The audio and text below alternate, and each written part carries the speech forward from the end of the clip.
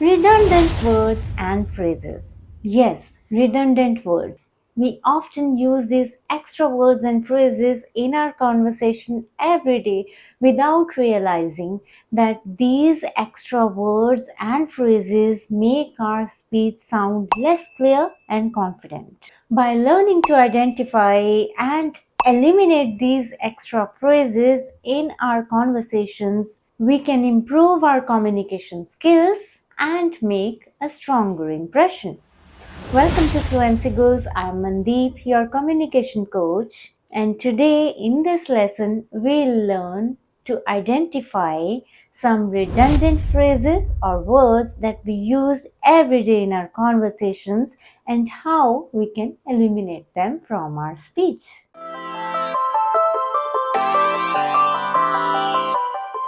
Redundant words are the unnecessary words that repeat the same meaning in a sentence. Hence, their usage is not required and it is just adding the extra repetition of the same meaning in a sentence, often making our speech sound less confident and less clear. Now, number one redundant phrase on my list is revert back. I'll revert back to you. Well, revert already implies going back to a previous state or action, and back also means the same.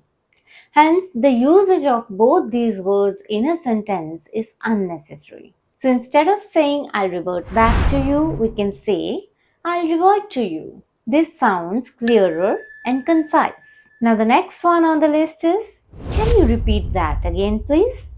Now, spot the redundancy in this sentence. You're right. The usage of repeat and again in a sentence together makes them redundant because both repeat and again mean same thing here. So what can we say instead of saying can you repeat that again please?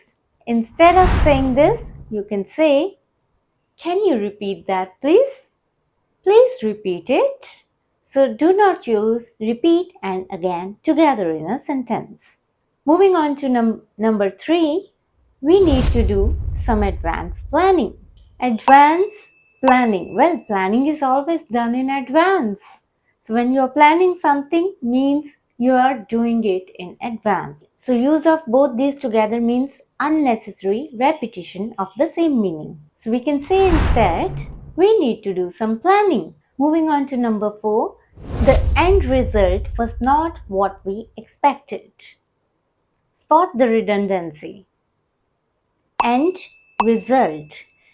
So result is always in the end, right? Result always comes after something is done. That means in the end. Adding end here is redundant. So instead of saying the end result was disappointing, you could say the result was disappointing. Moving on to number 5. The store offered me a free gift.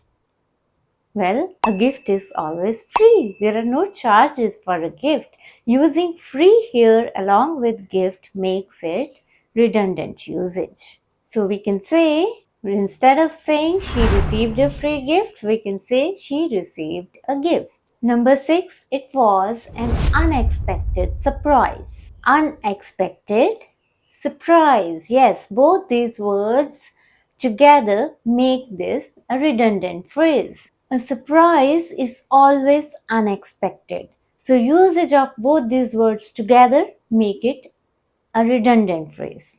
So we can simply say it was a surprise. The news came as an unexpected surprise. Tell me in the comments how would you remove the redundancy in this sentence.